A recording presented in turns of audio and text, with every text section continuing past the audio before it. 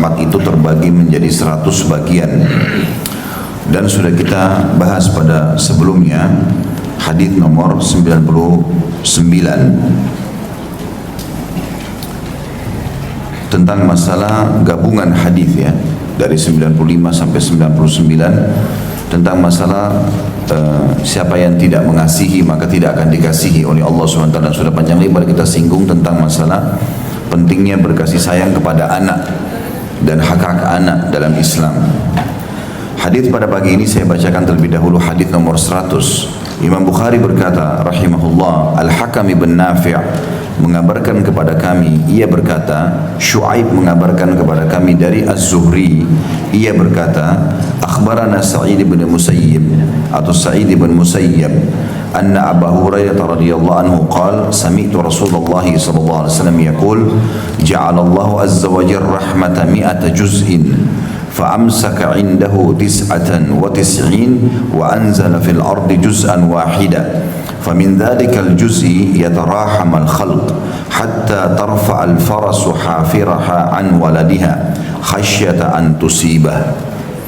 Sa'id bin Musayyib rahimahullah mengabarkan kepada kami bahwasanya Abu Hurairah radhiyallahu anhu berkata, Rasulullah SAW bersabda, Allah telah menciptakan rahmat itu atau kasih sayang 100 bagian. Lalu yang 99 ditahan atau dipegang olehnya atau di sisinya. Allah Subhanahu wa taala belum memberikan kepada kita. 99-nya masih disimpan di sisinya. Sedangkan satu bagian diturunkan di bumi. Lalu dari satu bagian itulah makhluk saling mencintai hingga kuda yang mengangkat kakinya dari anaknya karena khawatir mengenainya atau menginjaknya. Hadis ini teman-teman sekalian memberikan gambaran kepada kita tentang luasnya rahmat Allah. Dan rahmat luas sekali maknanya, masuk dalamnya kasih sayang, cinta, perhatian, ya, kepedulian, ini semua masuk dalam makna rahmat. Allah Subhanahu wa taala menciptakan 100 rahmat. Dan semua itu Allah Subhanahu wa taala menahan 99 di sisinya. Allah akan berikan nanti di akhirat, dan satu diturunkan di muka bumi ini. Dan satu itu mencakup semua bentuk kasih sayang. Dijelaskan dalam hadis ini sampai seekor kuda yang biasa anaknya jalan di bawah kuda, di bawah induknya, itu sengaja mengangkat kakinya agar anaknya tidak kena. Jadi sama juga masuk dalamnya adalah bagaimana seorang ibu pada saat memeluk anaknya yang menangis, menyusuinya pada saat perlu, mengurusnya pada saat memang perlu diurus. Ini semua masuk dalam bagian rahmat. Atau apapun yang sifatnya mendorong kita mengasihani orang lain atau mencintai orang lain atau makhluk atau menyukai materi. Misalnya menyukai rumah, menyukai kendaraan, semua itu masuk dalam satu rahmat itu. Dan ini menggambarkan bagaimana luasnya rahmat Allah pada hari kiamat nanti. Kalau seluruh bentuk kasih sayang, cinta, kepedulian, perhatian, itu semuanya di muka bumi ini yang kadang-kadang membuat kita kagum dengan masalah itu cuma satu. Bagaimana dengan 99-nya pada hari kiamat? Makanya luas sekali rahmatnya Allah. Sampai Allah Subhanahu wa taala mengizinkan setiap orang beriman yang lolos masuk ke dalam surga untuk memberikan syafaat siapapun yang mereka ingin. Sampai Allah Subhanahu wa taala berfirman kepada Nabi Muhammad SAW pada hari kiamat, waktu Nabi mau masuk surga, beliau mengatakan umatku, umatku. Maka Allah SWT mengatakan, pergilah hai Muhammad ke neraka, cari siapapun di antara umatmu yang memiliki atau pernah mengucapkan la ilaha atau memiliki keimanan itu seperti koin dirham. Maka Nabi SAW mengatakan, aku pun pergi ke neraka, mengeluarkan semua umatku yang dalam hatinya ada seperti koin dirham dari keimanan. Lalu kemudian aku kembali lagi, dan Allah masih mengatakan, kembalilah, keluarkan lagi dari umatmu siapapun yang memiliki iman setengah dirham. Maka Nabi SAW kembali lagi ke sana. Artinya setengah dirham ini teman-teman kecil sekali, koin dirham, ya. Bisa dikatakan amalnya tidak ada. Dia cuma modal keimanan saja kepada Allah. Lalu Nabi SAW mengatakan, aku pun pergi ke neraka mengeluarkan mereka. Tidak tersisa siapapun dalam hatinya seperti itu. Malaikat pandu, ini orangnya, ini orangnya. Nabi SAW keluarkan semua. Setelah kembali ke surga, Allah masih berfirman lagi, wahai Muhammad, kembalilah lagi ke neraka. Keluarkan siapapun dari umatmu yang memiliki seperti biji sawi dari keimanan. Nah, kita tahu biji sawi itu seperti pasir, debu, kecil.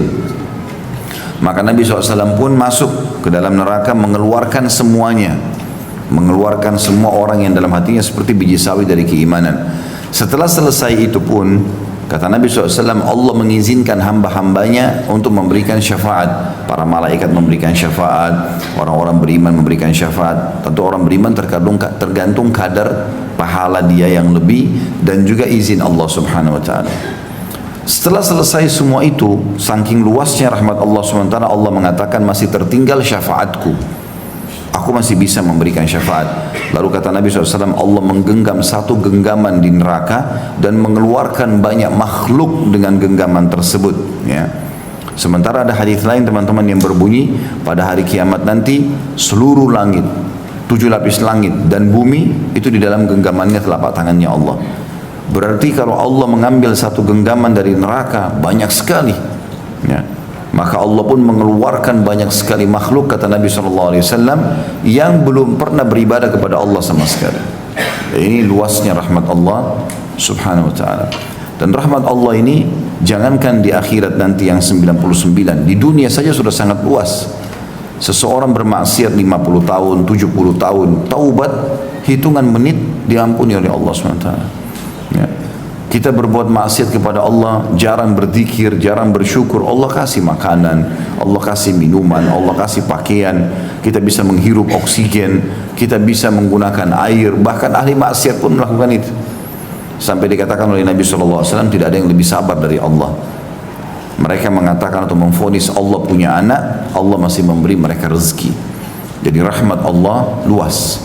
Dalam sebuah hadis lain dikatakan, inna rahmatullahi qad ghalabat ghadabuh. Rahmatnya Allah, cinta dan kasih sayangnya Allah telah mengalahkan emosinya atau kemurkahannya. Maka Allah Subhanahu Wa Taala tidak ingin siapapun di antara kita tersesat, masuk neraka. Ya, Allah mau menyelamatkan kita, cuman kitanya yang tidak mau. Di dalam riwayat Bukhari yang lain dijelaskan bahwasanya sempat Nabi SAW melihat seorang ibu yang lagi mau menyusui anaknya atau lagi menyusui anaknya. Kemudian Nabi SAW berkata kepada para sahabat, kalau seandainya kita bakar api, lalu kita minta ibu tersebut lempar anaknya di api, kira-kira dia mau lempar gak? Kata para sahabat, tidak mungkin ya Rasulullah, gak ada ibu mau lempar anaknya di api. Bahkan kebanyakan ibu kalau memang masih normal dalam fitrahnya atau di atas fitrahnya, dia mati lebih dulu baru anaknya gitu, ya. Maka kata Nabi SAW, ya, ketahuilah demi zat yang jiwaku dalam genggamannya, Allah Tuhan kalian lebih sayang kepada kalian daripada ibu itu kepada anaknya. Allah Subhanahu Wa Taala sangat sayang dengan kita. Makanya amal sedikit saja Allah Subhanahu Wa Taala balas dengan pahala yang besar. Bagaimana bisa kita menilai teman-teman 2 rakaat sholat duha bisa menyelamatkan 360 sendi?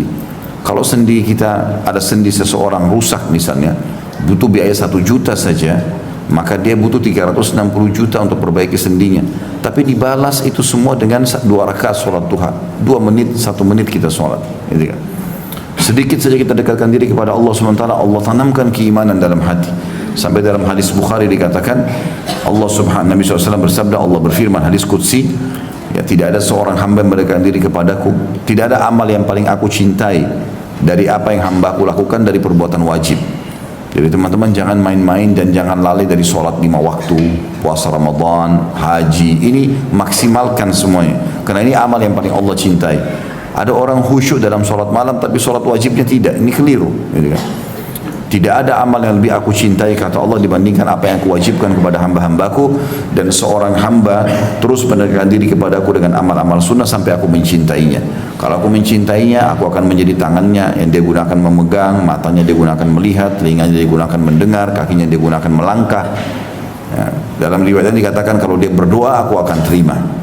Ada juga hadis yang lain, tidak ada seorang hamba mendekatkan diri kepadaku dengan 1 jengkal kecuali aku datang kepadanya dengan 1 depa. Dia 1 depa, aku 1 hasta, dan seterusnya. Kalau dia berjalan, aku berlari. Artinya Allah SWT membalas kita dengan sedikit saja perbuatan, dengan luar biasa dibukanya pintu rahmat itu. Kandungan hadis ini, yang pertama, penjelasan adanya harapan dan kabar gembira bagi kaum muslimin. Penjelasan adanya harapan dan kabar gembira bagi kaum muslimin serta rasa senang yang diberikan kepada mereka, karena biasanya seseorang akan sangat senang jika dapat mengetahui sesuatu yang dijanjikan yang masih tersembunyi. Selain itu, jika dengan satu rahmat saja di dunia ia mendapatkan segala nikmat, baik nikmat Islam, Al-Quran, solat, kasih sayang dalam hatinya, dan nikmat-nikmat Allah lainnya, lantas bagaimana dengan 100 rahmat di akhirat kelak, atau 99-nya di akhirat kelak? Berarti memang banyak sekali peluang untuk selamat di akhirat. Makanya kata Nabi SAW tentang masalah orang selamat di akhirat nanti, wala yahliku illa halik. Tidak ada orang nanti masuk neraka di hari kiamat kecuali orang yang memang binasa dasarnya. Betul-betul orangnya itu udah bobrok sekali, layak tidak boleh keluar dari neraka, kena kemunafikannya, kena kekafirannya. Kalau masih ada kebaikan dalam hatinya, Allah SWT masih bisa selamatkan, walaupun dia melalui neraka dulu, gitu ya. Kemudian yang kedua, adanya anjuran agar beriman dan memiliki harapan besar pada rahmat-rahmat Allah Ta'ala yang masih disimpan untuk hari kiamat kelak. Termasuk di poin ini teman-teman, luasnya rahmatnya Allah, ya, saking luasnya rahmat Allah dan Allah mau kita bergantung pada rahmat itu, kasih sayangnya Allah. Maka masuk dalam kategori dosa besar kalau orang justru sangka buruk sama Allah dan putus asa dari rahmat, menganggap Allah tidak akan ampuni, Allah tidak akan berikan rezeki. Ini semua dosa besar. Imam Az-Zahabi rahimahullah masukkan dalam kategori dosa-dosa besar adalah putus asa dari rahmat Allah. Jadi tidak boleh sama sekali. Kita selalu optimis, Allah akan maafkan, Allah akan berikan, ya. Selalu tidak boleh kita putus asa dari rahmat Allah. Kalau kita malah sangka buruk dengan Allah, kita akan diberikan sesuai dengan prasangka kita. Sebesar apapun dosa yang kita pernah lakukan, Allah masih bisa maafkan. Tentu akan berbeda derajatnya antara orang yang sibuk dari masa balik ibadah sampai dia meninggal dunia dengan orang yang penuh dengan maksiat kemudian bertaubat. Orang yang sibuk dengan amal saleh sudah 50 tahun puasa Senin Kamis misalnya, sudah 50 tahun sholat malam, dengan orang yang baru 2-3 tahun sholat malam. Betul dia taubat misalnya dari dosa-dosanya, tapi beda derajatnya nanti di surga. Tetapi rahmat Allah luas, orang ini pun yang baru taubat Allah kasih. Dan sangat luas, tidak bisa ketemu teman-teman amal soleh kita dengan apa yang akan kita dapatkan nanti di surga. Nggak ada lagi masa tua, nggak ada masa anak-anak, nggak ada capek, nggak ada letih, nggak ada gangguan orang, nggak ada penyakit. Kata Nabi SAW, bahkan tidak ada buang air besar, tidak ada buang air kecil. Makanan dan minuman yang dikonsumsi oleh ahli surga yang tidak dibutuhkan oleh tubuh mereka akan keluar dalam bentuk keringat, itu pun lebih wangi dari kasturi. Tidak bisa ketemu dengan ibadah yang sedikit yang kita kerjakan. Belum tidak khusyuknya, belum riyaknya, belum perhitungan dalam sedekah, belum segala macam hal. Tapi kalau ini ya semuanya diliputi dengan rahmat Allah SWT, maka jadi mudah. Makanya hadis ini adalah berita gembira bagi orang-orang beriman karena rahmat Allah luas, ya. Sampai orang-orang yang seperti Fir'aun mengaku Tuhan, Allah masih berkata kepada Musa dan Harun, idhaba ila fir'auna wa qula lahu qawlan layyinan la'allahu yatadhakkar aw yakhsha. Kalian berdua pergi ke Fir'aun dan coba ucapkan kalimat layyin. Orang Arab itu menggunakan istilah layyin teman-teman, kalau seperti roti lembut sekali atau kalau kain lembut sekali, ya, baru digunakan bahasa layyin. Atau mungkin ada kue yang cair, nah biasanya juga menggunakan bahasa itu. Allah SWT mengatakan kepada Musa dan Harun, padahal Fir'aun ini sudah bangka, ngaku Tuhan. Tidak ada dosa lebih besar daripada itu, nantang Allah SWT. Bahkan waktu Musa AS datang, dia masih mengatakan kepada Haman, tangan kanannya, coba bangunkan bagi aku istana yang tinggi, supaya aku bisa lihat Tuhannya Musa. Musa mengatakan Tuhannya di langit, saya mau lihat Tuhannya Musa. Dia suruh prajuritnya buat bangunan tinggi. Ternyata zaman dulu kan tidak ada lift, ya. Dia jalan naik tangga capek sendiri, nah, Fir'aunnya. Tapi Allah SWT masih berkata kepada Musa dan Harun, pergilah kau berdua kepada Fir'aun, wa qula lahu qawlan layyina, ucapkan kepadanya kalimat yang layyin. Layyin itu tadi lembut sekali, santun, ingatkan, ya. Siapa tahu dia mau sadar atau dia menerima nasihat. Jadi Allah SWT rahmatnya luas sekali, tidak boleh putus asa. Tentu teman-teman jangan juga kita mengatakan rahmat Allah luas berarti kalau gitu saya leluasa maksiat aja. Bukan itu yang dimaksud, ya. Karena saya sudah bilang tadi perbedaannya beda. Beda sekali antara orang yang sibuk dengan ibadah selama 50 tahun dengan orang yang 30 tahun dosa lalu 3 tahun baru taubat. Ini juga bagus diterima taubatnya, tapi ini lebih banyak amalnya. Karena jeda-jeda waktu di mana si fulan tadi, si B misalnya bermaksiat, ini penuh dengan amal soleh kan. Maka ini tentu lebih mulia di sisi Allah SWT. Tetapi rahmat Allah masuk kepada orang yang sudah berbuat dosa, kemudian dia mau bertobat. Itu Allah SWT akan berikan kesempatan dia untuk bertaubat.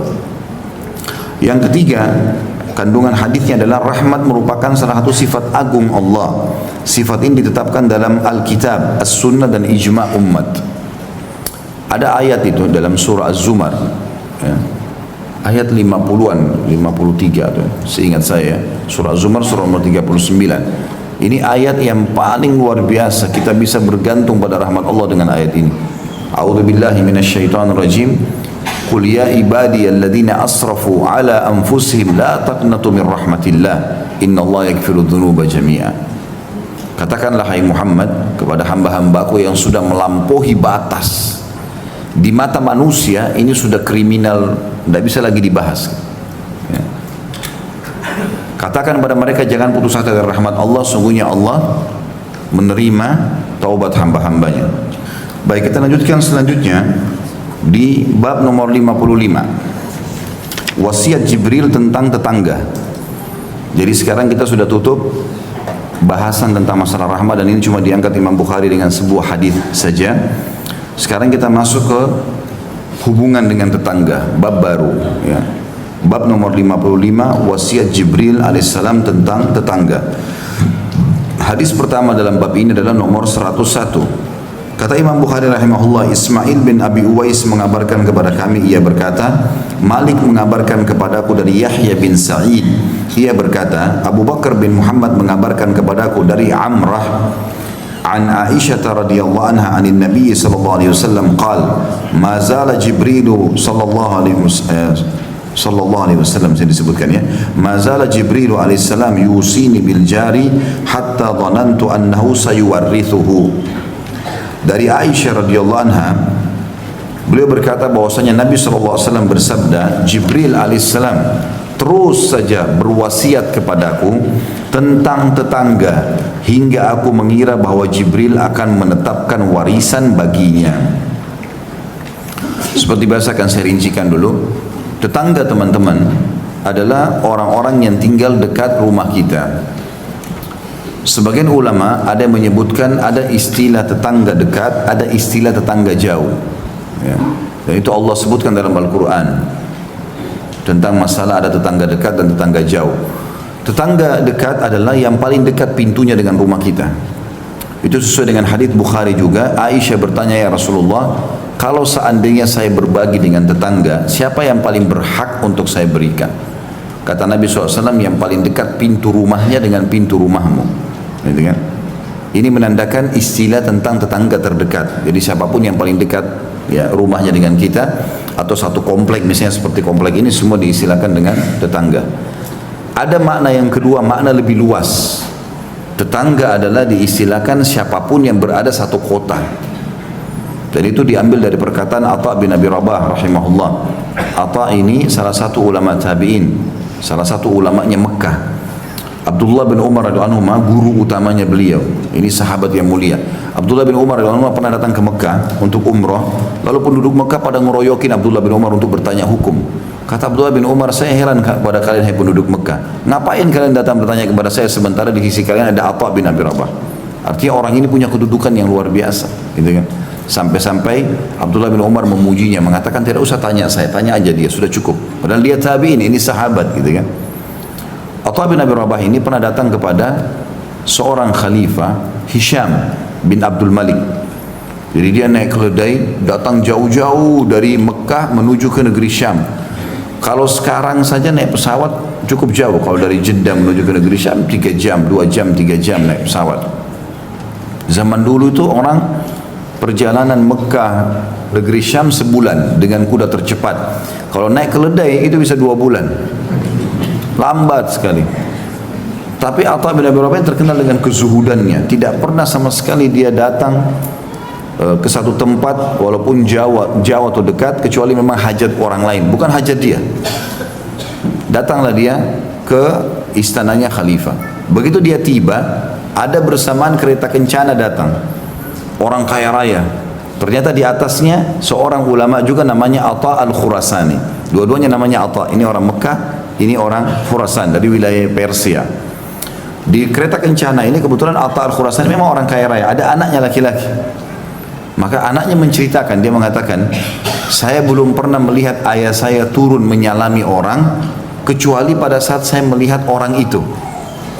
Tapi dia tidak tahu siapa orang ini. Ada seseorang digambarkan sama dia, badannya kurus, kulitnya hitam, matanya satu rusak, kakinya pincang, imamanya besar, bajunya kusut. Dia naik keledai dan pijakan kaki pelananya untuk naik itu dari kayu. Dia miskin sekali. Maka anaknya Atha al-Khurasani ini tertawa melihat keadaannya Atha bin Abi Rabah. Maka dia bilang, waktu saya tertawa, lalu ayah saya marah, menghardik saya, mengatakan, kenapa kau tertawain orang? Apalagi kau tidak tahu siapa dia. Maka dia bilang, siapa dia ayah? Ayahnya bilang belum jawab. Ayahnya turun lalu salaman sama Atha bin Abi Rabah, pelukan. Mereka saling tahu, sama-sama ulama. Cuma yang satu kaya raya, yang satu ini memang keadaannya sederhana sekali. Maka setelah kembali ditanya oleh anaknya, siapa ini ayah? Anda begitu hormati, belum pernah saya lihat Anda turun salaman dengan orang, baru kali ini. Dia bilang, kamu tidak tahu, ini adalah Atha bin Abi Rabah, ulamanya tabi'in. Jadi tabi'in aja sudah ulama, ini ulamanya tabi'in, jadi gurunya para ulama gitu. Maka dia bilang, saya sudah dengar nama agungnya Atha bin Abi Rabah, tapi saya tidak sangka orangnya seperti ini.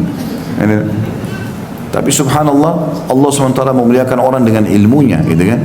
Bukan karena fisiknya. Dan ini luar biasa. Kisah Atha bin Abi Rabah ini banyak sekali. Orang bisa ambil pelajaran bagi orang yang diuji oleh Allah SWT, punya kekurangan fisik, paras wajah, sering ulang-ulangi kisah Atha bin Abi Rabah. Karena dia hafal Al-Quran, dia menjadikan Masjid Haram itu belasan tahun itu sebagai rumahnya, tempat dia belajar. Dia dulu hamba sahaya, budak, tapi karena tuannya perempuan di Mekah lihat, ini anak ini, dia bagi 3 waktunya.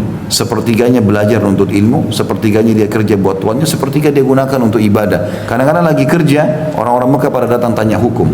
Maka di musim haji, tuannya naik di atas batu lalu teriak, mengatakan, hai muslimin, ya, saksikanlah saya membebaskan keterbudakannya Atha bin Abi Rabah karena Allah dan juga untuk muslimin. Akhirnya dia beribadah kepada Allah SWT. Yang jelas Atha bin Abi Rabah ini mau masuk ke istana. Atha al-Khurasani juga mau masuk. Maka masuklah akhirnya berdua. Kata Atha al-Khurasani kepada anaknya, kamu tunggu di sini, kami akan masuk berdua. Ringkas cerita, sudah ketemu di dalam. Pada saat keluar, anaknya Atha al-Khurasani nanya ayahnya, ayah, ceritain apa yang terjadi di dalam. Kata Atha al-Khurasani, ini kisahnya. Dia mengatakan, demi Allah wahai anakku, kalau bukan karena Atha bin Abi Rabah, saya tidak akan dimasukkan ketemu khalifah.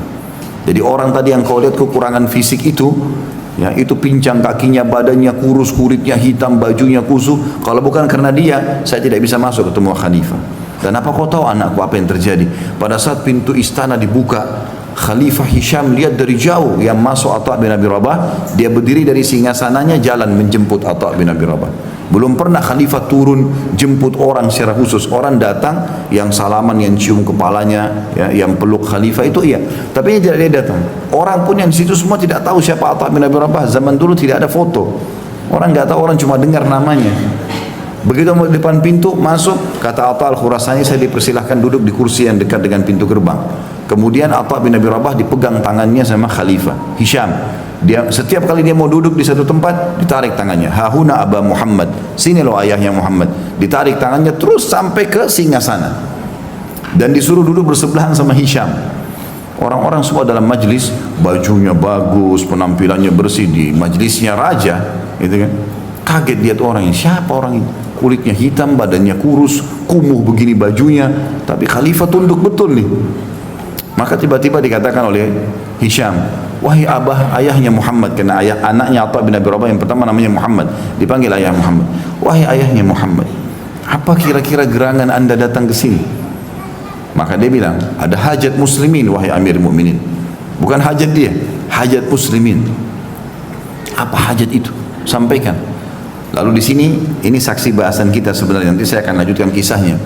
Dia bilang, penduduk Mekah, kata Atha bin Abi Rabah, ini dijadikan sebagai hukum oleh sebagian ulama. Penduduk Mekah, tetangganya Allah. Kita akan bahas masalah tetangga ya. Penduduk Madinah, tetangganya Rasulullah SAW. Ini subhanallah, ulama itu kalau bicara teman-teman, kalimat-kalimatnya pun bisa jadi hukum gitu. Jadi yang dia maksudkan di sini adalah karena ada Ka'bah di Mekah, maka semua penduduk Mekah yang punya rumah tetangganya Allah. Faham maksudnya? Berarti satu kota itu tetangga. Dan penduduk Madinah tetangga Rasulullah SAW. Karena walaupun Rasulullah meninggal, rumahnya masih ada, kuburannya masih ada. Berarti semua penduduk Madinah tetangga Nabi. Ini untuk mengangkat kadar penduduk Mekah sama Madinah. Dia mengatakan, mereka belum menerima atayah mereka. Tahu atayah nggak? Hah? Ada yang tahu nggak? Nggak ada. Satu masjid nggak ada yang tahu. La haula wala quwata illa billah. Jadi kalau ada pemerintah Islam, kalau ada pemerintah menerapkan hukum Islam, maka yang diterapkan itu ada ataya namanya. Apa itu ataya? Pendapatan negara, ya. Setelah dikeluarkan kebutuhan dasar pemerintah, itu dibagi rata ke masyarakat. Jadi kalau hukum Islam bukan kita bayar pajak, kita dibayar. Karena dianggap Allah buat kita lahir di sini, maka semua ini jadi hak kita, gitu loh. Begitu dalam hukum Islam, ada namanya hukum ataya. Nah zaman dulu tuh diterapkan itu. Penduduk Mekah sama penduduk Madinah tahun itu belum terima bagiannya. Per kepala, mau kaya mau miskin dikasih semua. Berapapun pendapatan pemerintah dibagi rata. Dari anak kecil sampai orang tua. Maka Atha bin Abi Rabah mengatakan, penduduk Mekah ya Amir Mu'minin, tetangganya Allah, penduduk Madinah tetangganya Rasulullah SAW, ataya mereka tahun ini terlambat. Kasih mereka. Kalau tidak ditanggung jawab hari kiamat. Maka Hisham dengan semangat panggil gulam, panggil tukang tulisnya. Tulis sekarang. Segera antarkan atayahnya penduduk Mekah dan Madinah. Ada lagi wahai ayahnya Muhammad? Ada, dia bilang. Para mujahidin yang lagi pergi berjihad. Mereka meninggalkan keluarga mereka. Mereka juga menjaga negara kalian, menjaga agama ini. Gaji mereka terlambat. Telah sampai kepada saya keluhan beberapa istri para mujahid. Gaji mereka terlambat. Berikan gaji mereka. Tulis, hai gulam, gulam ini kayak sekretaris. Tulis, segera kasih uangnya para mujahidin. Ada lagi hai Muhammad? Ada. Banyak yang dia sampaikan, beberapa hajat, tapi semua hajat muslimin. Tidak ada hajatnya dia. Enggak ada dia bilang, saya punya utang bayarin ya. Kenapa antum ketawa? Karena kebiasaan minta dibayarin utang.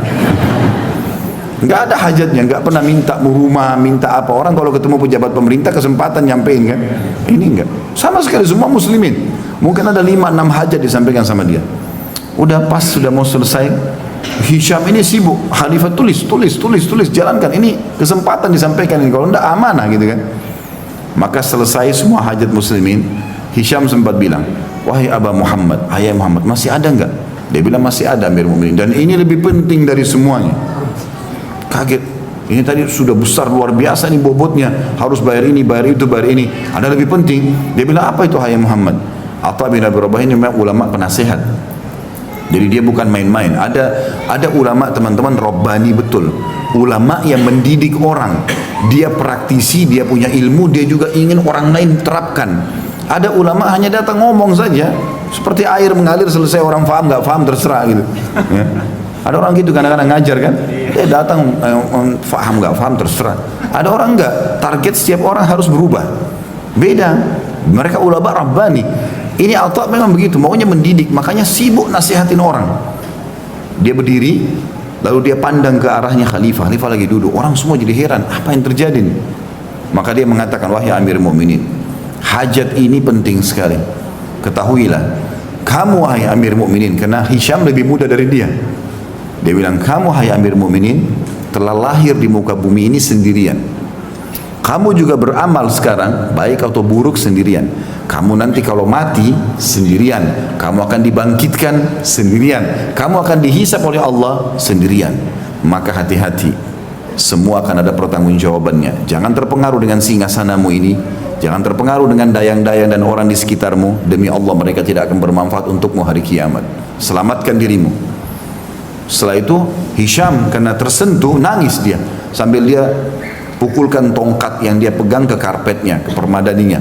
Lalu dia mengatakan jazakallahu khairan. Artinya siapa orang yang mau datang nasihatin dengan tulus seperti ini, ngingatin masalah akhirat. Orang kalau datang ke presiden, ke raja, walaupun sudah salah nggak apa-apa deh, nggak mau ditegur, yang penting proyeknya masuk. Ini enggak, dia nggak bilang apa-apa. Lalu Atha bin Abi Rabah, kata Atha al-Khurasani yang menceritakan anaknya tadi, dia bilang demi Allah setelah itu Atha bin Abi Rabah berdiri lalu keluar dari majelis, tidak minum seteguk air pun, nggak ada minum air. Ini kita pergi acara perkawinan, saya sibuk makan ini makan itu, apalagi di Istana Merdeka sibuk cari makanannya. Dia satu teguk air pun tidak minum, datang 1-2 bulan perjalanan hanya untuk masalah muslimin dan nasihati khalifah demi kebaikan. Kata Atha al-Khurasani, demi Allah Atha bin Abi Rabah keluar dari istana khalifah tidak minum seteguk air pun. Pas di pintu gerbang dikejar oleh sekretarisnya khalifah, dibawa satu kantong uang banyak. Ini dari Amir Mukminin buat anda. Kata Atha bin Abi Rabah, saya datang karena Allah, bukan karena ini. Kembalikan kepada Amir Mukminin. Pulang dalam kondisi miskin, susah. Itu kan, yang penting hajat muslimin sudah selesai. Ini kisah tentu bukan sedang jadi target kita, tetapi ada sebuah hukum yang kita ambil dari perkataan beliau, yaitu penduduk Mekah adalah tetangganya Allah, penduduk Madinah adalah tetangga Rasulullah SAW. Dari sini juga keluar definisi masalah tetangga. Jadi ada tetangga yang dekat, yang terdekat pintunya, dan ada juga yang dianggap tetangga kalau tinggal dalam satu wilayah bersama-sama.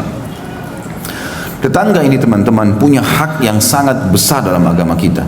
Baik tetangga itu punya hubungan kerabat sama kita atau tidak, baik kita kenal atau tidak, seagama atau tidak. Jadi bukan karena tetangga kita Nasrani matiin aja listriknya, kan Nasrani, tidak boleh, tidak boleh. Seorang Muslim tidak melakukan itu. Bahkan perbuatan buruk tetangga kalau kita bersabar dengannya pahalanya besar. Nabi SAW di Mekah itu tinggal di rumahnya Khadijah. Khadijah tinggal di komplek elitnya. Kayak mungkin kita di Jakarta di Menteng, di Mekah. Sebelahnya itu toko-toko Mekah, Abu Jahal, Abu Lahab, orang-orang kayanya Mekah semua. Nabi SAW kalau mau keluar pagi, itu mereka sepakat semua orang-orang kafir ini sampahnya ditaruh di pintu rumah. Sampah kotoran semua ditaruh di situ banyak, dan tidak ada celah untuk jalan kecuali harus menginjak kotoran itu karena terlalu banyak. Tapi Nabi SAW keluar melihat sambil senyum. Dikumpul oleh Nabi SAW sampah itu. Dan mereka lihat ini, orang-orang kafir ini lihat, dikumpul. Lalu beliau hadap kepada mereka mengatakan, beginikah kalian bermuamalah dengan tetangga? Akhlak yang bagus sekali. Kalau antum gimana itu?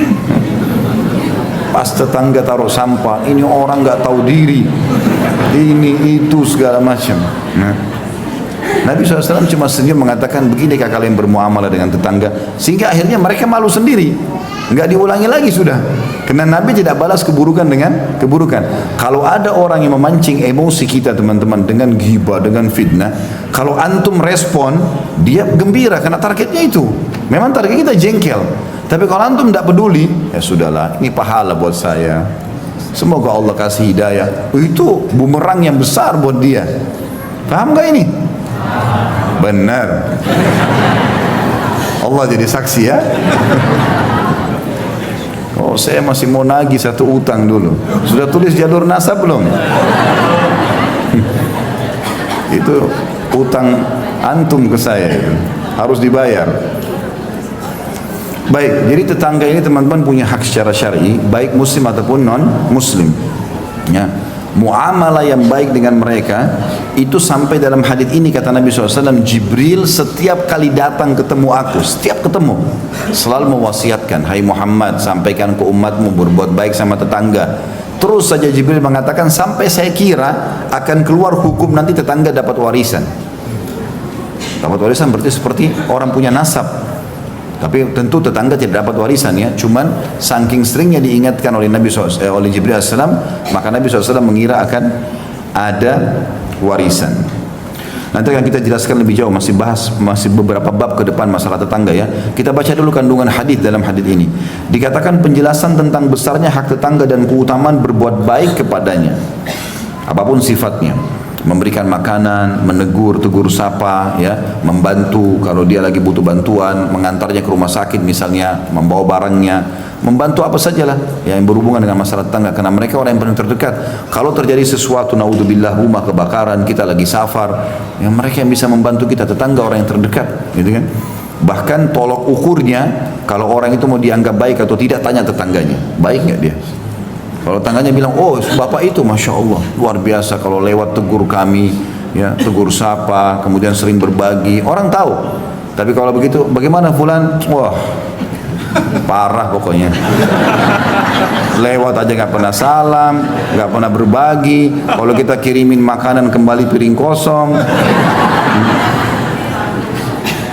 Kenapa ketawa? Tahu diri.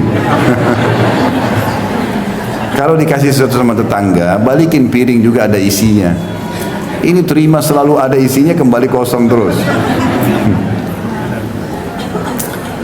Kemudian yang kedua, boleh berharap besar untuk mendapatkan kemurahan hati jika mendapatkan banyak nikmat, ya.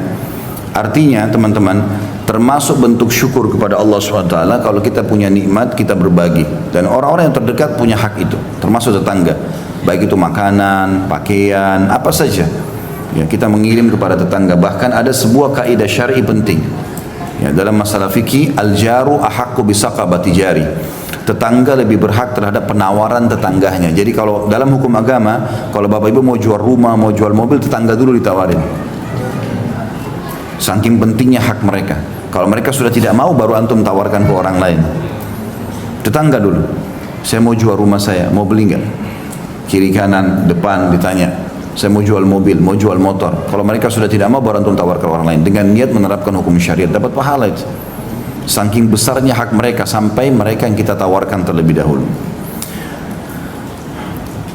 Dan termasuk teman-teman cara di poin kedua ini, cara untuk mempertahankan nikmat. Setiap kali antum mendapatkan nikmat, kalau mau selalu, ya, grafiknya itu naik terus nikmat itu, maka ingat di setiap nikmat itu ada haknya Allah Subhanahu wa ta'ala. Keluarkan di jalan Allah, ya. Keluarkan jalan Allah berapapun nilainya. Misal Allah Subhanahu wa ta'ala berikan kepada kita handphone baru, mau bagus, beli handphone lagi yang lain, kasih juga orang susah, walaupun nilainya mungkin belum bisa mencapai sama. Kita beli baju sebagai tanda syukur, kita berikan juga baju kepada orang yang baru. Kita makan di restoran enak, beli porsi yang sama, kasih juga kepada orang susah. Kasih tukang parkir, kasih orang susah, porsi yang sama. Itu nanti grafik nikmatnya selalu naik, nggak akan turun. Yang jadi masalah sering grafik nikmat kita turun, drop, bangkrut usaha, ya, apalah macam-macam cobaan datang, karena setiap ada nikmat kita nggak pernah memberikan jatah di jalan Allah dari nikmat itu. Ada sebuah hadits Bukhari teman-teman, disebutkan oleh Nabi SAW, ada dua orang di zaman dulu sebelum kita, ya, dari kisah Bani Israel. Dua-duanya orang saleh nih. Kebetulan kebunnya bersebelahan, kebun mereka bersebelahan. Maka Nabi SAW mengatakan, yang punya kebun yang pertama itu melihat lagi musim kemarau nih, peceklik, panas. Orang-orang petani tahu dan pekebun tahu kalau butuh air banyak. Maka lewat di atas kebunnya dia awan, dan dari awan itu keluar suara, kata Nabi SAW. Ini hadis Bukhari. Suara itu terdengar oleh pemilik kebun yang pertama. Dia mengatakan, atau suara itu mengatakan, awan ini bawalah ke kebunnya si fulan, tetangganya dia, dan turunkan air buat kebunnya. Lalu awan itu jalan, dilihat sama dia, jalan, terus turun hujan di sebelah. Dia punya kebun di sebelahnya, gak kena hujan. Maka dia pun pergi ke sebelah, diikutin sama dia. Dilihat hujan lebat di tetangganya. Dia tanya, apa yang kau lakukan dengan kebunmu? Sampai tadi saya dengar suara dari awan ini, hujan disuruh turunkan di kebunmu, yang lain tidak kena hujan, cuma dia saja. Maka dia mengatakan rahasianya. Mau dengar gak? Kamis depan aja.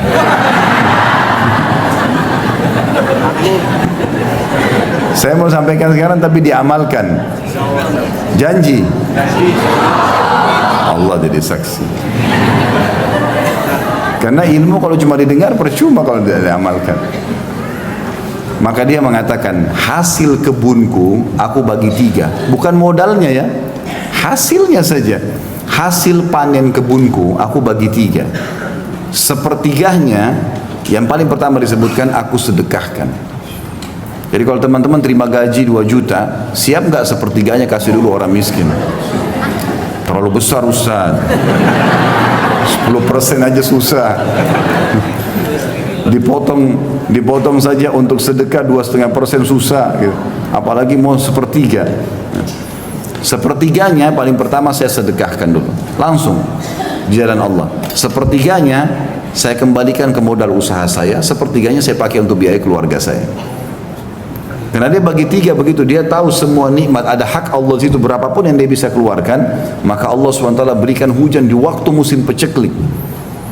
Dan ini grafiknya teman-teman, ini rahasianya grafiknya naik. Yang saya heran ini, kita udah tahu teori syar'i, sedekah itu resep kekayaan. Kenapa masih belum diamalkan? Kadang-kadang kita heran dengan orang tidak mau bersedekah dan masih negosiasi sama syaitan. Tidak boleh negosiasi sama syaitan. Ada orang miskin minta, kayaknya itu anak pinjaman. Dia masih kuat tuh, ya. Dia masih kuat, pura-pura kali. Ya. Apalah, kira-kira apa lagi bisikannya coba? Yang biasa digoda syaitan mana? Yang lucu kita iyakan, oh iya kayaknya. Padahal syaitan targetnya supaya waktu itu tidak dicatat amal sedekahnya. A'udzubillahi minasyaitonirrajim. Kalau kita sudah buka dompet mau keluarin duit nih, ada 5.000, ada 50.000, ada 100.000. Syaitan bilang 5.000 aja. Jangan, tidak boleh negosiasi. Ambil 100.000 kasih.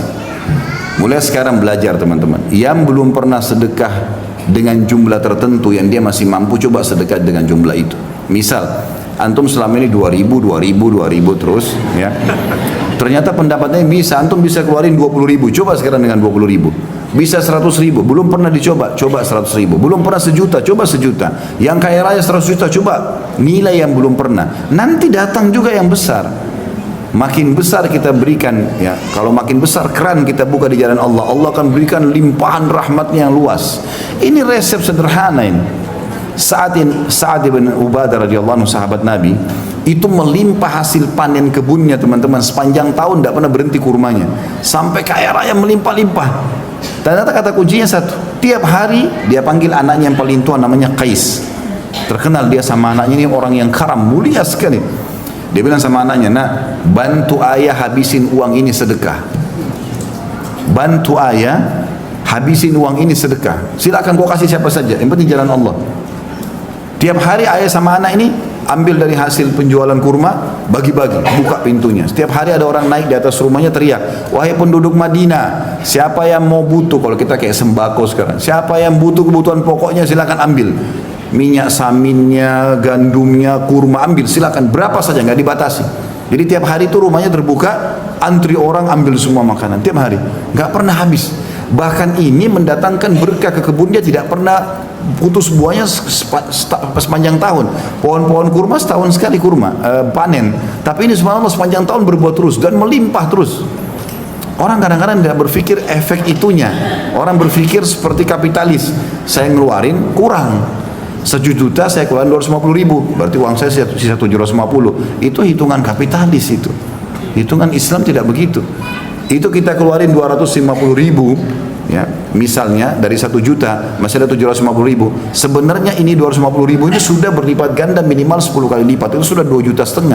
Karena Allah janjikan setiap amal saleh dipergandakan menjadi 10 kali lipat. Dalam Al-Quran Allah bilang itu. A'udzubillahi minasyaitonir rajim, innal hasanati yudhibna sayyi'at. Sesungguhnya amal baik itu, man ja'a bil hasanati falahu asyru amsalihha. Itu ayatnya. Siapa yang berbuat satu kebaikan, Allah akan balas 10 kali lipat.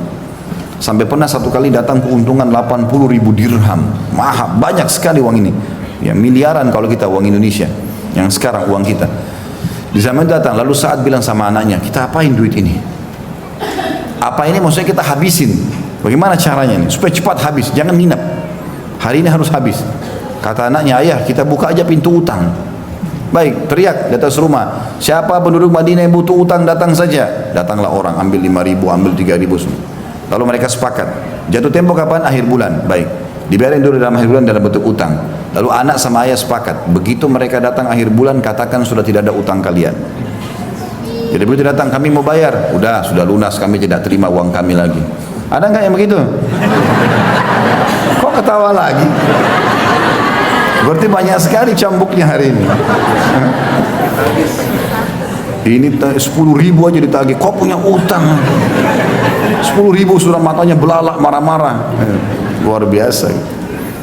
Maka begitu polanya, luar biasa gitu.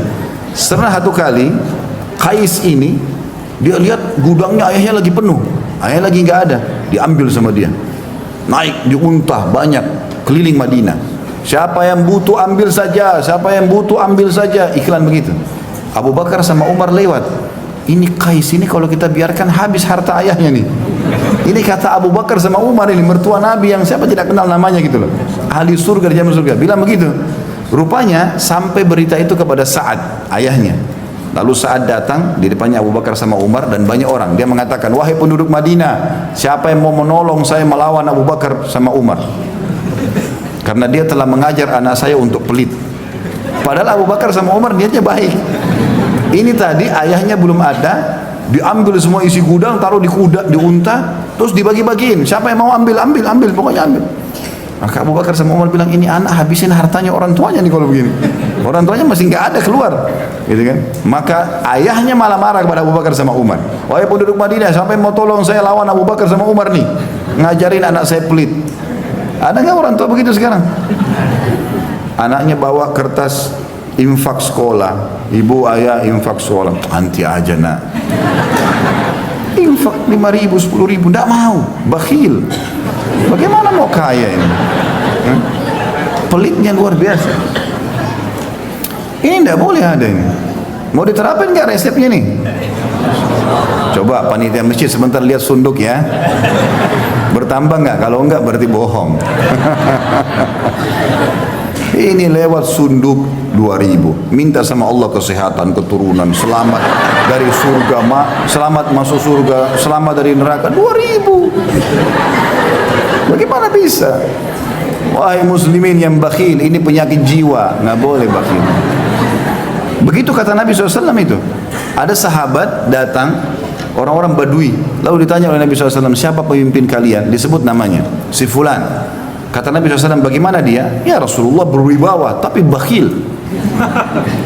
Perhitungan sekali, kepala suku tapi perhitungan, tidak loyal sama warganya gitu. Lalu kata Nabi SAW, penyakit apa yang lebih berat daripada bukhul? Penyakit jiwa itu, bakhil. Ada orang bakhil sama dirinya sendiri, kopiahnya sudah sobek nggak diganti, mau kena 2 tahun kotor nggak dicuci. Kenapa ini? Sejadah robek-robek, kenapa? Masjid dekat rumah rusak, nggak ada andilnya sama sekali. Dirinya sendiri dia bakhil. Ada orang begitu, pergi umrah mampu, cari travel yang paling murah, biar jauh dari Masjid Haram. Kenapa? Diri sendiri bakhil. Kalau belum beli bisnis kelas, pakai hotel bintang 5, bayar, Allah ganti. Allah ganti, sudah ibadahnya enak, hotel bintang 5, busnya bagus, bisnis kelas diganti lagi lipat-lipat. Kenapa bakhil? Benar nggak ini? Allah jadi saksi loh. Saya udah sampaikan. Ilmu harus diterapkan. Jadi resep sederhana ini harus diamalkan. Nikmat kalau mau grafiknya naik, sering bersedekah. Ini resep luar biasa ini. Para sahabat dengar kisah-kisahnya di YouTube. Di YouTube itu sudah banyak ceramah saya tentang Abdurrahman bin Auf, Abu Bakar radhiyallahu anhum ajma'in, kemudian Sa'ad bin Abi Waqqas dan banyak yang lain. Kaya raya. Kata kuncinya satu, sedekah. Sedekah terus. Tidak ada hari kemudian mereka bersedekah. Itu selalu dikerjakan. Maka ini harus poin. Dan beda teman-teman orang yang bersedekah. Orang yang bersedekah dengan cara dia yang mencari sumber orang yang mau menerima sedekah, dengan dia menunggu siapa yang minta sedekah. Kalau antum nunggu seperti di komplek ini misalnya, dijaga security segala macam, nggak ada orang miskin masuk. Misal contoh, kapan antum sedekah? Keluar pun sudah langsung masuk tol. Kapan mau sedekah kalau nunggu orang? Ya? Maaf ini yang tinggal di komplek ini, saya tidak bermaksud apa-apa. Bicara secara umum gitu kan. Karena memang kalau kita mau tunggu orang datang baru kita sedekah. Kalau seminggu nggak ada datang berarti seminggu aku tuh nggak sedekah. Padahal setiap hari kata Nabi SAW dalam hadis Bukhari, Allah turunkan 2 malaikat setiap pagi. Satu mengatakan ya Allah luaskan lapangkan rezeki orang yang bersedekah. Yang satu mengatakan binasakan dia dan hartanya bagi orang yang bakhil. Ini mesti diperhatikan. Maka kita yang jemput bola keluar, cari mana nih orang yang berbulu uang, sedekahin, dan kita yang mendapatkan manfaat itu. Ya. Ini yang dimaksud dengan poin kedua. Setiap nikmat menimpa, maka untuk mempertahankannya harusnya seseorang itu mengetahui haknya Allah di situ. Termasuk ini berbagi dengan tetangga tentunya ya, makanan dan seterusnya. Yang ketiga, boleh membicarakan sesuatu yang terbesit dalam hati tentang perkara kebaikan. Nah, ini juga pelajaran lain ya. Artinya kalau sesuatu memang terlintas dalam hati kita dan kita ingin mau menjalankannya, boleh kita berbicara selama memang kita bisa mengontrol, tidak ada riya. Misal suami bilang sama istrinya, saya sudah niat nanti kalau akhir bulan terima gaji, mungkin dari 5 juta gaji saya 3 juta saya berikan kau, 2 jutanya saya minta sedekah, saya mau sedekahkan supaya bisa begini dan begitu misalnya. Atau istri mengatakan, saya nanti mungkin mau bantu ibu saya dari ini dan itu. Jadi dia boleh menyampaikan kepada orang yang kira-kira kalau dia meninggal wasiatnya bisa dijalankan. Dan wasiat ini penting teman-teman ya, harus ada wasiat dalam hidup kita. Apapun yang terlintas di benak kita, yang kita khawatir kalau kita meninggal nanti ini menjadi masalah hari kiamat, tulis dalam bentuk wasiat. Utang antum sama siapa, pernah bermasalah sama siapa, ya kita berusaha minta maaf dan mengembalikan hak-hak mereka. Tapi kalau kita meninggal tidak sempat, ahli waris tahu, oh dia punya utang sama fulan, oh pernah ada masalah sama fulan, tolong maafin ya ibu sama ayah saya. Jadi dia bisa menyelesaikan itu. Kata Nabi SAW, janganlah seseorang dari kalian terlintas di benaknya 3 hari permasalahan yang dia ingin wasiatkan kecuali dia sudah tulis. Jadi wasiat perlu ditulis ya. Kita masuk ke hadis nomor 102, masih bab yang sama, masih masalah wasiat Jibril alaihissalam tentang tetangga. Kata Ibnu Bukhari rahimahullah, Sadaqa mengabarkan kepada kami, ia berkata, Ibnu Uyainah mengabarkan kepada kami dari Amr, dari Nafi' bin Jubair, an Abi Shuraih al-Khuzai radhiyallahu anhu anin Nabi sallallahu alaihi wasallam qala, man kana yu'minu billahi wal yawmil akhir falyuhsin ila jarih, wa man kana yu'minu billahi wal yawmil akhir falyukrim dhaifah, wa man kana yu'minu billahi wal yawmil akhir falyakul khairan aw liyasmut. Terjemahannya dari Abu Shuraih al-Khuzai radhiyallahu anhu bahwasanya Nabi sallallahu alaihi wasallam bersabda, barang siapa yang mengaku beriman kepada Allah dan hari akhir, maknanya adalah dia yakin Allah ada dan dia yakin ada balasannya di akhirat, maka hendaklah ia berlaku baik pada tetangganya. Ya, nanti kita jelaskan ini. Kemudian yang kedua, barang siapa yang beriman kepada Allah dan hari akhir, maka hendaklah ia memuliakan tamunya. Dan barang siapa yang beriman kepada Allah hari akhir, maka berkatalah yang baik atau hendaklah ia diam. Hadis ini ya, mengandung makna yang luas sekali. Dan ini termasuk dalam adab dan tata krama Islam yang harus dijadikan sebagai simbol kaum muslimin. Tidak mengenal dia orang Arab, orang bule, orang Melayu. Ini adalah prinsip dasar Islam. Karena di sini dipanggil siapa yang mengaku beriman kepada Allah dan hari akhir, yakin Allah ada, yakin semua janji Allah benar dia akan terima, maka pesan pertama Nabi, dia harus, bahasa Arabnya di sini ya, fal yuhsin ila jarih. Bahasa hasan dalam bahasa Arab ini adalah sesuatu yang terbaik. Jadi kalau ada orang penampilannya bersih, maka orang bilang dia ini orang bersih. Atau tampan, orang bilang tampan. Tapi kalau bergabung antara bersih, tampan, rapi, apalah semua kebaikan-kebaikan, orang Arab mengatakan orang ini hasan. Bahasa itu hasan namanya. Betul-betul dari semua sisi berarti bagus, gitu ya. Itu yang dimaksud. Di sini teman-teman kata Nabi SAW, siapa yang mengaku beriman kepada Allah hari akhir, falyuhsin ila jari. Dia harus buat yang sesempurna mungkin buat tetangganya. Apa saja di sini? Tutur kata kah, tatapan mata kah, jamahan tangan kah, bantuan, apa saja. Semuanya harus yang terbaik. Itu yang dimaksud dengan ihsan. Dan kita sudah tahu istilah ihsan dalam agama kita adalah sesuatu yang tertinggi dalam ibadah kepada Allah Subhanahu wa taala. Tentu ulama banyak merincikan masalah ihsan ini ya. Yang mereka rincikan yang adalah tutur kata pada saat yang santun pada saat bertemu, sabar pada saat diganggu oleh tetangganya, kemudian dia membantu memperbaiki apa sajalah ya, yang berhubungan dengan kebutuhan tetangganya dia penuhi. Ini semua masuk dalam masalah pembuat baik ini. Kemudian yang kedua, barang siapa yang mengaku beriman kepada Allah dan hari akhir, maka dia harus menghormati tamunya. Ini juga kalimat ikram ya. Di sini digunakan fal yukrim dhaifah. Orang Arab juga menggunakan kalimat karam ini ada susunannya. Kalau ada orang teman-teman, kalau ada orang minta dikasih sama dia, orang itu dikatakan orang baik. Orang Arab pun mengatakan orang baik istilahnya. Tapi kalau ada orang dia suka memberi walaupun tidak diminta, maka ini namanya orang karim. Beda. Salah satu sifat Allah Subhanahu wa taala akramul akramin. Maknanya walaupun tidak minta memberi, gitu loh. Ada orang begitu. Dia silaturahim dengan keluarganya walaupun anak-anak kecil tidak minta dikasih sama dia.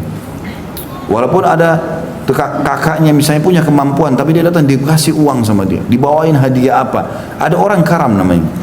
Ya, punya kemuliaan jiwa, memang suka sekali memberi. Maka di sini Nabi SAW mengatakan siapa yang mengaku beriman kepada Allah dan hari akhir, dia harus mengikram tamunya. Ya. Jadi teman-teman hindari ini ya sifat bakhil. Kita kembali ke bakhil tadi. Ada orang begitu, tetangga bel atau ada orang bel pagar dari depan pintu. Kenapa? Dari depan pagar. Ya akhi dan ukhti, bukain orang pagar dulu. Silahkan masuk. Dan termasuk adab menerima tamu dalam masalah ikram adalah tidak menanyakan kenapa dia datang. Jangan tanya kenapa datang. Baru buka pintu, iya kenapa?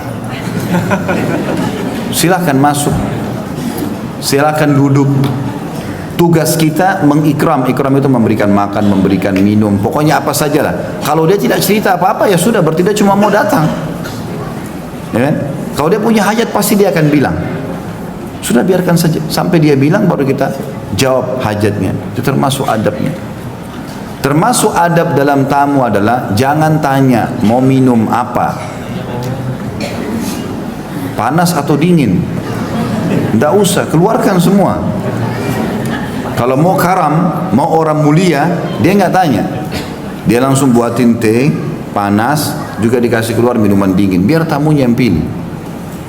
Kalau sekarang tamunya malu, mau minum apa, panas atau dingin, terserah aja. Padahal sebenarnya dia lagi meriang, butuh minuman panas. Nah? Atau dia lagi haus, butuh minuman dingin, cuma dia malu bilang, yang dingin aja. Ada juga orang Masya Allah tidak malu tinggal bilang, ya saya mau dingin, saya mau panas. Tapi ini adab. Ada orang subhanallah punya tata krama, dia nggak mau bilang. Termasuk juga adab orang yang jadi tamu adalah, tentu dia tidak rewel, dia tidak mengatakan, keluarin buat saya minuman dingin ya. Enggak. Termasuk adab dari dua pihak memang begitu. Tapi kita sebagai pemilik rumah tidak usah tanya. Tugas kita ikram. Ikram adalah memuliakan. Tempat dudukkan di tempat yang benar, berikan makan minuman apa saja kita sajikan buat dia. Terserah dia mau pilih apa. Gitu kan? Ada orang subhanallah saking karamnya sampai-sampai dia terakhir sekali baru makan. Dan itu ada hadis yang berbunyi ya, termasuk adab pemilik rumah adalah dia yang terakhir makan. Jadi biarin tamu semua makan. Ini begitu ada makanan enak dia nomor satu antri. Makanannya numpuk seperti gunung. Takut tetangganya habisin atau tamunya habisin. Jahat urusan. Sampai-sampai saking ikram tamu ini dimuliakan dalam Islam teman-teman. Abdullah bin Mubarak rahimahullah, salah satu ulama tabi'in. Beliau itu sering puasa Senin Kamis. Satu waktu pernah kedatangan banyak tamu pas hari puasa. Dihidangkanlah sama dia, tetap dia hidangkan. Dia nggak bilang, saya puasa ya. Enggak, dihidangkan sama dia makanan yang mewah-mewah. Tamu-tamunya tahu adab, mereka juga tidak mau memulai sebelum tuan rumah. Maka semua pada nunggu. Ulama Mubarak bilang, silakan makan. Kami nunggu anda. Ulama Mubarak tidak mau bilang, saya lagi puasa. Diambil sama dia, dicuil sama dia roti gandumnya, ditaruh daging sedikit, dia masukkan di mulutnya. Lalu dia mengatakan, ayo silakan. Orang lihat dia sudah makan, ya sudah orang makan semua kan. Baru dia sibukkan diri seakan-akan lagi sibuk tamu. Ayo saya lagi sibuk dulu ya, urus ini. Dia ke belakang rumah dibuang makanan itu. Yang penting tamunya sudah makan. Begitu. Kalau antum kan kesempatan ada tamu. Telan aja sekali. Kan boleh Ustaz batalin puasa sunnah karena tamu. Mana dalilnya akhi? Kisah Salman sama Abu Darda. Salman sama Abu Darda ini ada kisahnya. Salman ini Al-Farisi pernah bertamu ke rumahnya Abu Darda. Begitu tiba depan rumah, dia lihat Ummu Darda lagi bersih-bersihin rumah, bajunya khusus sekali. Penampilannya seperti orang tidak merawat diri. Maka Salman tanya, kenapa Ummu Darda ini? Maksudnya hukum agama kok harus bersih di rumahmu segala macam, kenapa gini? Dia bilang, saudaramu Abu Darda nggak ada hajat lagi sama wanita. Malam hari, mulai habis Isya sampai subuh sholat malam. Pagi puasa tiap hari. Kalau puasa juga istrinya nggak bisa dekat-dekat. Nggak ada hajat ini. Nggak ada waktu untuk lihat saya cengkerama ngobrol, nggak ada. Kata Salman, di mana suamimu? Kata Ummu Darda, di masjid. Ada riwayat lain menjelaskan juga, waktu Salman lagi nanya, Abu Darda muncul. Oh, ini saudara saya nih. Dia langsung masuk ke rumah, dihidangkan makan. Rupanya dia lagi puasa. Yang lagi puasa Abu Darda, karena setiap hari puasa kan istrinya bilang. Malam hari selalu sholat tahajud. Maka yang terjadi, Abu Darda langsung suruh silakan masuk Salman, dihidangkan makanan. Dia bilang makanlah, karena saya lagi puasa, kata Abu Darda. Salman sudah dengar keluhannya istrinya tadi, Abu Darda kan. Kalau ini saudaramu nggak punya hajat dengan wanita, dia nggak pernah perhatian saya lagi, nggak butuh apa saya, untuk apa dandan, untuk apa bersih-bersih, toh dia nggak sentuh saya gitu. Maka kata Salman, saya tidak akan makan sampai kau ikut makan. Kenapa? Karena kau lagi puasa sunnah, menghormati tamu wajib. Ya. Tapi kasusnya kenapa? Abu Darda setiap hari puasa, dan Abu Darda tidak memberikan hak istrinya. Itu loh kasusnya. Ini pas hari Senin, ayo makan yuk. Ayo, kan dia aja. Atau dia bilang sama temannya, kalau kau paksa sih saya buka puasa. Gimana modelnya ini? Jadi kasus Salman dan Abu Darda ada, dan ini jangan selalu jadikan dalil untuk batalin puasa ini. Maka akhirnya Salman, Abu Darda makan, karena hormati tamu kan. Malam hari Salman minta nginap di rumahnya, Ini Abu Darda ini setiap habis pulang dari masjid, habis sholat isya dengan Nabi SAW, dia pulang ke rumahnya, ganti baju, masuk kamar, keluar ke ruang tamu, langsung sholat. Dari itu sampai subuh, nggak berhenti sholat. Jadi malam itu kan kalau dalam Islam dibagi tiga ya, makanya ada istilah sepertiga malam terakhir ya. Jadi mulai maghrib, ikhwan sekalian, sampai subuh itu dibagi tiga. Kalau misalnya 12 jam, berarti 4 jam, 4 jam, 4 jam. 4 jam pertama, dari maghrib sampai 4 jam itu dianggap sepertiga pertama, sepertiga kedua, sepertiga ketiga. Nah, sepertiga akhir itu yang Allah turun ke langit bumi. Gitu. Jadi kita membagi malam jadi 3 bagian. Rupanya Salman sudah nunggu di ruang tamu. Abu Darda keluar mau sholat, ditahan, ditanya oleh Salman, kenapa kamu keluar? Saya mau sholat, tidur dulu. Suruh kasih haknya, untuk dia tidur, istrinya juga punya hak. 1/2 malam, keluar lagi Abu Darda. Salman tanya, mau ngapain? Mau sholat, tidur dulu. Dijaga sama Salman, semalam suntuk. Begitu 1/3 malam, dia keluar, kata Salman, sholat sesukamu. Dalam riwayat lain dikatakan mereka sholat berdua. Setelah azan subuh, pergi ke masjid sama-sama. Rupanya Abu Darda terganggu nih. Dia langsung mengatakan, ya Rasulullah, Salman udah ngacoin program saya. Kemarin puasa disuruh batalin. Sholat malam biasanya semalam suntuk, ini cuma 1/3. Tapi Salman sebelum pergi ke masjid sudah bilang, wahai Abu Darda, Allah Tuhanmu punya hak, dirimu punya hak, istrimu punya hak, kasih semua haknya. Jangan semuanya ibadah saja kepada Allah, tapi hak istri, hak anak, hak suami, hak tetangga nggak dikasih. Masing-masing Allah sudah kasih porsinya gitu kan. Maka kasihkan semua haknya. Waktu Abu Darda ngeluh dengan Nabi SAW, kata Nabi SAW, Salman benar. Harusnya kau kasih hak Tuhanmu, harus kau kasih juga hak dirimu, harus juga kau kasih hak keluargamu. Kita juga butuh pada saat lapar makan, kita butuh juga rileks, tapi kita juga butuh ibadah. Jadi semua sisi seorang muslim itu menyempurnakan hidupnya. Ya. Itu yang dimaksud dengan potongan ini. Kita kembali ke inti bahasan, berarti tamu wajib dimuliakan. Jangan tanya kenapa datang, hidangkan semua yang ada. Ya. Dan termasuk adab kalau kita yang bertamu teman-teman, kalau kita bertamu dianjurkan untuk tidak berdiri di depan pintu orang ya. Itu termasuk adab dalam hadis. Jadi kalau kita lagi rumah orang, jangan langsung berdiri pas di pintu yang dia buka, di sisi kanannya. Sunnah Nabi di sisi kanan pintu. Nabi SAW mengatakan ke rumah sahabat di sisi kanan. Karena jangan sampai dia buka pintu, istrinya nggak pakai hijab, ada sesuatu di rumah yang dia tidak mau dilihat. Karena kalau kita langsung di situ dibuka kelihatan kan. Ada rumah orang kadang-kadang plong, maka dia berdiri di sebelah. Termasuk adabnya, kalau dipersilahkan masuk, perhatikan kata pemilik rumah. Kalau dia bilang silahkan masuk, berarti hanya masuk sampai di pintu. Ya, jangan masuk ke kamar orang, ke dapur. Ada orang begitu, tamunya, maaf ya sebentar, tuan rumahnya masuk ke kamar, dia sudah keliling-keliling, tahu semuanya, dapurnya orang, taman belakang, bagus rumah kamu ya, ini Kenapa mau campuri rumahnya orang? Tugas kita silakan masuk. Berdiri dulu, masuk depan pintu. Silakan duduk, tanya, saya duduk di mana? Jangan main duduk saja, mungkin ada kursi yang tuan rumahnya biasa duduk. Kita nggak boleh duduk di tempat seorang muslim, kan gitu. Harus ditanya. Kemudian kalaupun duduk, maka jangan langsung main makan hidangan. Dipersilahkan baru ambil. Kan begitu. Ini ada adab-adab tata krama semua. Ini masuk dalam masalah siapa yang mengaku beriman pada Allah dan akhir, dia harus menghormati tamunya. Yang ketiga, siapa yang mengaku beriman kepada Allah dan akhir, maka dia hanya harus mengucapkan yang baik saja atau dia diam. Dan ini juga penting bagi seorang muslim. Bapak Ibu sekalian harus mulai sekarang programkan. Masa lalu sudah selesai urusannya. Itu kalau salah kita bertobat, kalau benar kita bersyukur. Saya bahas siang ini, pagi ini sampai ke depan, sampai ajal kita datang. Teman-teman sekalian, yang terucapkan dari lisan seorang muslim harus emas, bobotnya besar, bernilai pahala. Kalau omong kosong, diam, tidak usah. Ya. Saya tahu kisah Syekh bin Baz rahimahullah, ulama Saudi.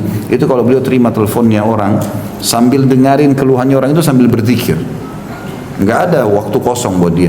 Nanti kalau sudah selesai orang itu tanya, baru dia ngomong. Jadi cuma ada zikir atau dia menasihati orang lain. Isinya semua berbobot. Ada orang kadang-kadang berteman sudah 20 tahun, ceritanya sudah itu terus diulang-ulangi. Temannya sudah bengkak telinganya, faham masalahnya. Dulu saya waktu SD begini, orang semua sudah tahu.